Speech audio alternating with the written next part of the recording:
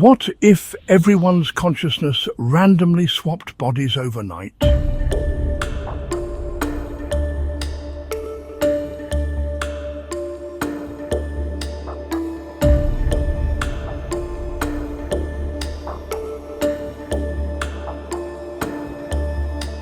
Imagine this.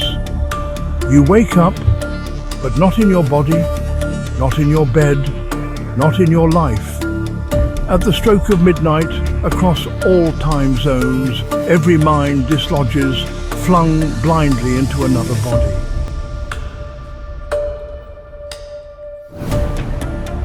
The world descended into chaos. In an instant, the entire human tapestry unravels. Friends, foes, the affluent, the destitute.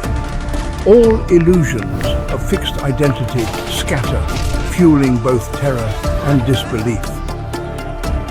Front lines become a surreal stage. IDF soldiers awake in the bodies of Palestinian civilians. Hamas fighters occupy IDF uniforms. Ukrainian defenders swap minds with Russian troops. From Beijing to Moscow, chain of command disintegrated in seconds. By now, the world's leadership was unrecognizable. Donald Trump, once known for presidential power, is now in a Tel Aviv bartender's body. Elon Musk, once helming billion-dollar strategies, is now an unknown mechanic in Peru. His pleas dismissed as delirium. Tech titans, automakers, oil magnates, none could function without the minds that once guided them. Ports jammed, airports deserted, truckers no longer able to handle rigs. Supply chains crumbled overnight. Food, medicine, critical supplies vanished from shelves. Nobody could restock them properly. Desperation fed into anger, city after city, lit up with riots. Fear was now law. Critical tasks demanded experts who no longer existed in the right forms. Society's infrastructure collapsed. Within a single day, the modern world was on its knees.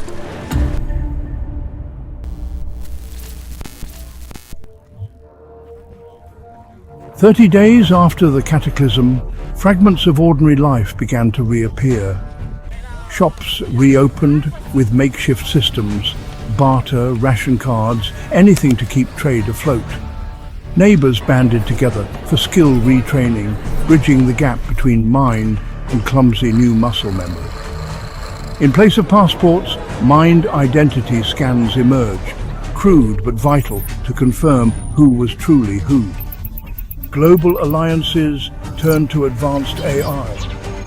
Mind ID databases match neural patterns with personal histories, verifying who once occupied which form. Confused armies offered a rare lull in warfare. No side could fully trust its own chain of command. A fragile ceasefire emerges in places like Gaza and the West Bank, as enemies literally share bodies with each other's kin. In Ukraine, swapped Russians and Ukrainians form improbable dialogues, though pockets of violence remain. Neuroscience labs reported heightened parietal lobe signals, proof our brains battled each breath to align with foreign limbs. Therapists coined mirror trauma, the shock of seeing a stranger's face every time you look at yourself.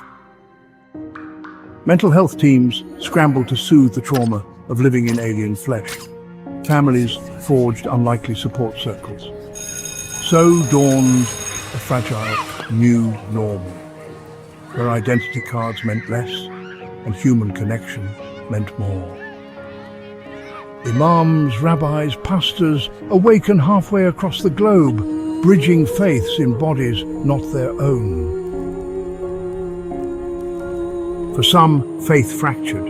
For others, it ignited fresh devotion. Was this cosmic punishment or a path to deeper unity?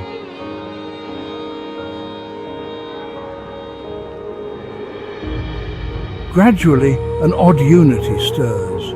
People sense each other's buried traumas, joys, as though we are fragments of one grand psyche.